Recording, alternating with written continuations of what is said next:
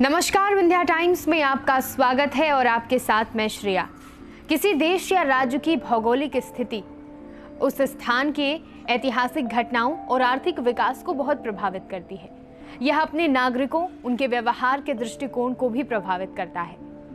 देश के केंद्रीय स्थान में स्थित मध्य प्रदेश सच में देश के हृदय के समान है। एमपी अजब है, सबसे गजब है, ये तो आप सबने सुना होगा। लेकिन क्या आप जानते हैं कि आखिर मध्य प्रदेश अस्तित्व में कैसे आया? कैसे मध्य प्रदेश को अपनी एक अलग पहचान मिली? कैसे मध्य प्रदेश की स्थापना हुई और कैसे भोपाल को मध्य प्रदेश की राजधानी चुनी गई? आज 1 नवंबर है, यानी मध्य प्रदेश का स्थापना दिवस। आज हम और आप मध्य प्रदेश का 65वां स्थापना दिवस मना रहे हैं। आज इस वीडियो में, इस एपिसोड में हम आपसे उन तमाम अनसुनी बातों को साझा करेंगे कि कैसे मध्य प्रदेश अपने आप में एक गौरवशाली इतिहास को समेटे हुए है। आइए जानते हैं अपने स्वर्णिम प्रदेश के बारे में, अपने मध्य प्रदेश के बारे में। भारत का दिल कहे जाने वाले मध्य प्रदेश का 1 नवंबर 1956 को गठन हुआ था।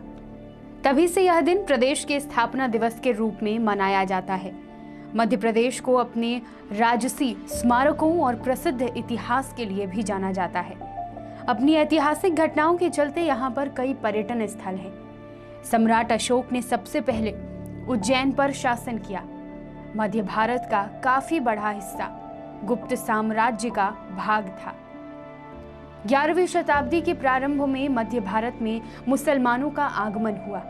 सबसे पहले महमूद गजनवी यहाँ आया और फिर मोहम्मद गौरी आया, जिसने वहाँ के कुछ भागों को अपनी दिल्ली सल्तनत में मिला लिया। मध्य भारत मुगल साम्राज्य का भी हिस्सा रहा।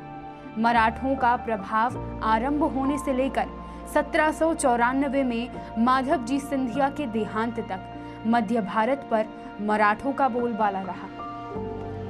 परंतु उसके बाद छोटे छोटे स्वतंत्र राज्य बनने लगे। ये छोटे छोटे राज्य ही आगे चलकर ब्रिटिश सत्ता के जमने का कारण बने।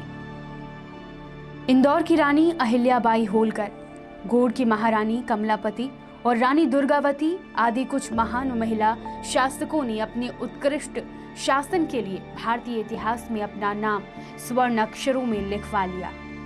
1956 में अस्तित्व में आए इस प्रदेश को पहले मध्य भारत कहकर संबोधित किया जाता था। 15 अगस्त 1947 के पूर्व देश में कई छोटी बड़ी रियासतें थीं और देसी राज्य अस्तित्व में थे। आजादी के बाद उन्हें स्वतंत्र भारत में सम्मिलित और एकीकृत किया गया। 26 जनवरी 1950 को संविधान लागू हुआ और इसके बाद सन 1951-52 में देश में पहले आम चुनाव कराए गए, जिसके कारण संसद एवं विधान मंडल कार्यशील हुए। प्रशासन की दृष्टिकोण से इन्हें श्रेणियों में विभाजित किया गया। सन 1956 में राज्यों के पुनर्गठन के फलस्वरूप 1 नवंबर 1956 को नए राज्य के रूप में मध्य प्रदेश का निर्माण हुआ। इस प्रदेश का पुनर्गठन भाषीय आधार पर किया गया था। इसके घटक राज्य मध्य प्रदेश, मध्य भारत, विंध्य प्रदेश एवं भोपाल थे, जिनकी अपनी विधानसभाएं थीं। इस राज्य का निर्माण तत्कालीन मध्य भारत, विंध्य प्रदेश और भोपाल राज्य को मिलाकर हुआ। इसे पहले मध्य भारत के नाम से भी जाना जाता था।